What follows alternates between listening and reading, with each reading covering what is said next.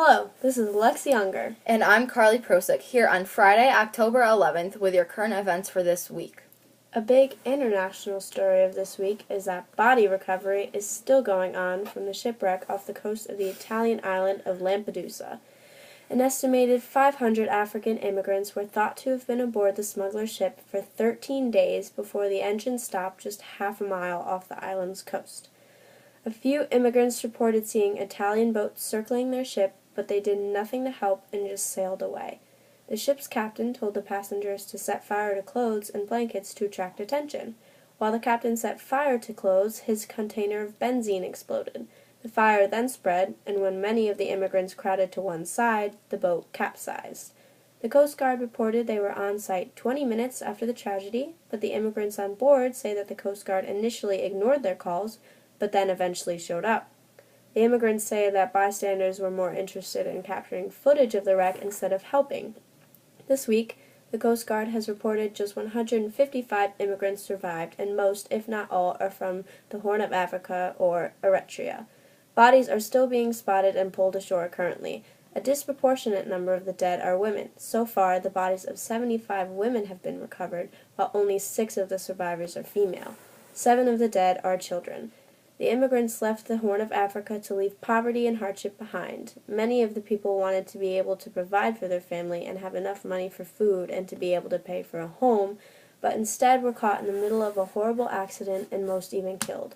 Over to you, Carly, with a national story. Hello, and here's a national story concerning our military.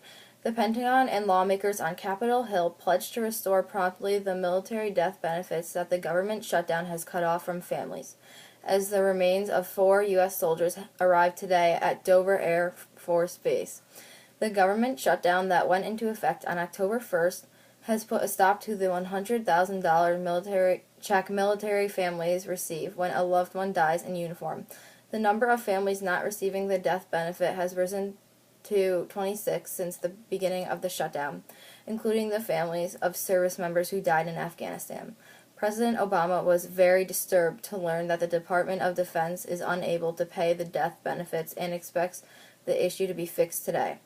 Obama was not pleased to learn of this problem and has directed the White House press secretary and lawyers to find a solution. Responding to the call, Defense Secretary Chuck Hagel today said that the death gratuity would be restored thanks to funds from a private foundation. The families are now receiving all the benefits they were previously promised and the $100,000 check death gratuity payment from the Fisher House Foundation. On Capitol Hill, the House voted unanimously to restore the death gratuity to the families of the fallen. The vote passed 425 to 0, with 228 Republicans and 197 Democrats supporting it.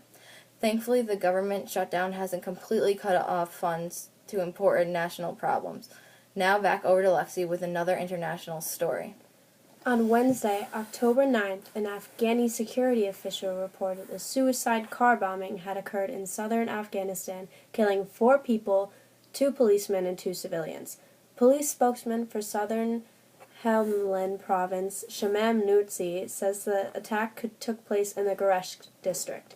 According to Nurtzi, the bomber targeted a police patrol and blew up his car next to a police vehicle in a crowded area of the town of Gereshk. Not only did it kill 4 people, but the explosion also wounded 3 civilians and a police officer. Helmand's provincial spokesman, Omar Zwak, says this has not been the only attack. Another in Gramsir district killed 2 people when the fuel truck they were driving struck a roadside bomb.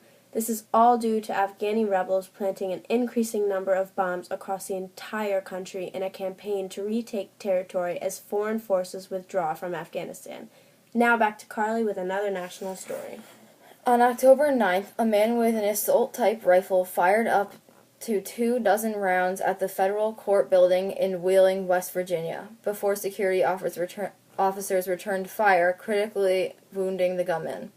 1 security officer within the Wheeling Federal Building was injured by flying debris, but but no other injuries were reported. The gunman's name was not released, and he is being hospitalized with life-threatening injuries. Investigations were seeking a search warrant for the gunman's home in hopes of determining the motive and if he acted alone. The investigators can't determine if he had any beef with the U.S. government. The man began firing from a parking lot from the federal building and was observed very quickly after the first shots were fired. Courthouse security and local police ultimately returned fire and hit the man. This situation infringes on the third branch of government. This crime will most likely come up in future gun law debates and fuel the advocates for stricter gun laws. Since our country is trying to tighten security and restrict gun use, this may be another reason that the U.S. needs to decide on how to proceed with gun control.